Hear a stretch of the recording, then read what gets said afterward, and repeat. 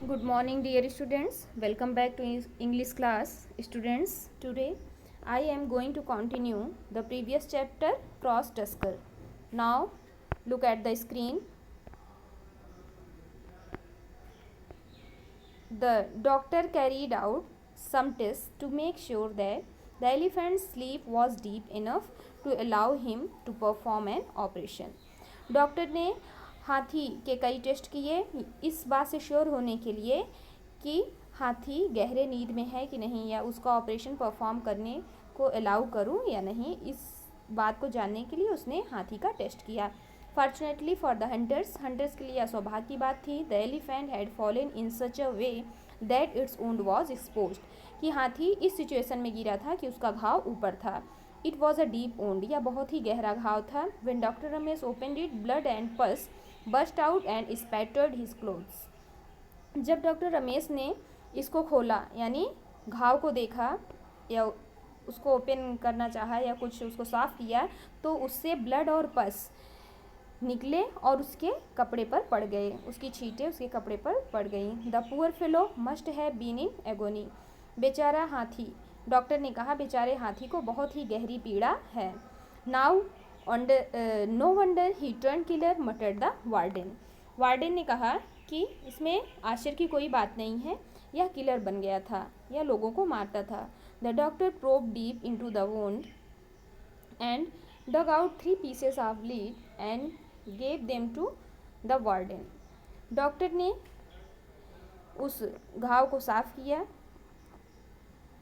और उसमें से 3 pieces of lead, शीशे की 3 पीसेस निकाली और वार्डन को दिया. It is the work of some cultivator whose crop the tusker had become too fond of, Chandran said in a low angry voice. Chandran तो हाथी की हकीकत जानता था, उसी ने उसको मारा था, लेकिन चंद्रन ने धीरे और गुस्से क्रोधित आवाज़ से कहा. क्या कहा? It is the work of some cultivator. हाँ, यह जरूर किसी कल्टिवेटर मतलब किसान, फार्मर, किसान का काम होगा जिसकी फसल क्रॉस टस्कर को बहुत पसंद थी, यानी इसके किसान की फसल को खाया होगा और उसने इसको मार दिया. Doctor Ramesh clean the wound, poured in a good quantity of antibiotics that would help it heal quickly, dressed it and stitches it up. Doctor Ramesh ने घाव को साफ किया. poured in good quantity of antibiotic, उसमें अच्छी मात्रा में एंटीबायोटिक डाला. एंटीबायोटिक एक दवा होती है जो इन्फेक्शन से लड़ने में या इन्फेक्शन को ठीक करने में मदद करती है, तो उसने अच्छी मात्रा में एंटीबायोटिक डाला. That would help it heal quickly, जो कि इसको भरने में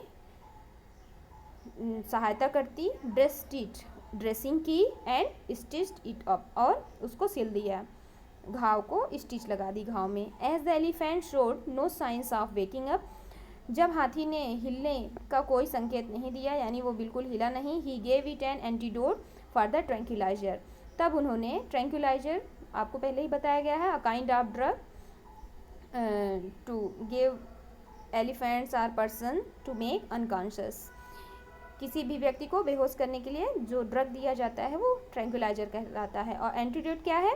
उस ड्रग को कम करने की दवा जो होती है उसको एंटीडोट कहते हैं. तो उसने ट्रैंक्विलाइजर के इफेक्ट को कम करने के लिए एंटीडोट दिया. The hunters then retreated to a safe distance and watched. Hunter तब थोड़ी दूर चला गया, पीछे रिट्रीटेड मतलब मूव बैक, पीछे मुड़ा और सेफ डिस्टेंस से उसको देखने लगा. After some time the fallen tusker stirred मतलब मूव्ड लिटिल, थोड़ा हिला. कुछ समय के बाद टस्कर थोड़ा हिला. Then very slowly it stood up, तब धीरे से वह खड़ा हो गया. When it turn towards them they notice that its right tusk had broken off in the heavy fall. Then when it turn towards them, जब यह हाथी उनकी तरफ मुड़ा, यानी डॉक्टर और वार्डन की तरफ मुड़ा, उन्होंने ध्यान दिया कि हाथी के दाहिनी तरफ का टस्क, उसका बड़ा दांत टूट गया है. Children, now look at the screen, look at the picture, how the elephants tusk is broken. देख रहे हो आप लोग ना, उधर का दांत इसका टूट गया है, इधर का सही है इसका टस्क, और उधर का टस्क उसका टूट गया है. क्यों टूटा?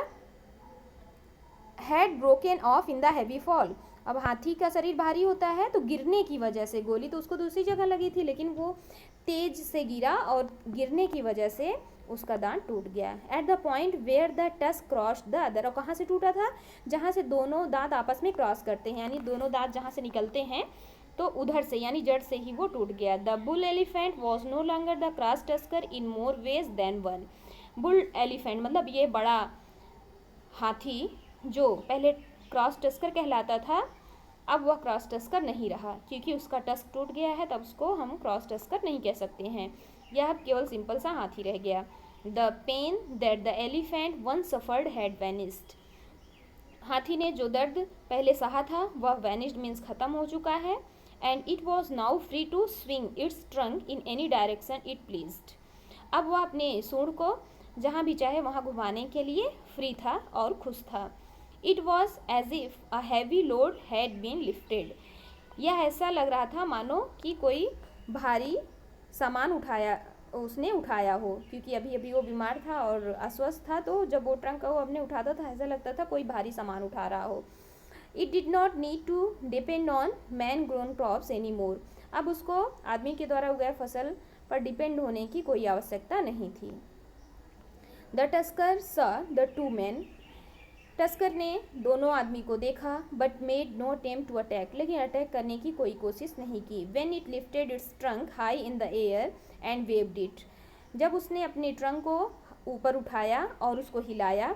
The man wondered if the elephant was trying to say. तब आदमियों को यह आश्चर्य हुआ कि मानो हाथी कहना चाहता हो थैंक यू, धन्यवाद देना चाहता हो हम लोग का। मीन्स हाथी अब क्रॉस टस्कर नहीं रहा, वह किलर नहीं रहा, वह सिंपल हाथी बन गया है और वह किसी के ऊपर आक्रमण नहीं करेगा। Now your lesson is come to an end. Thank you children, good bye.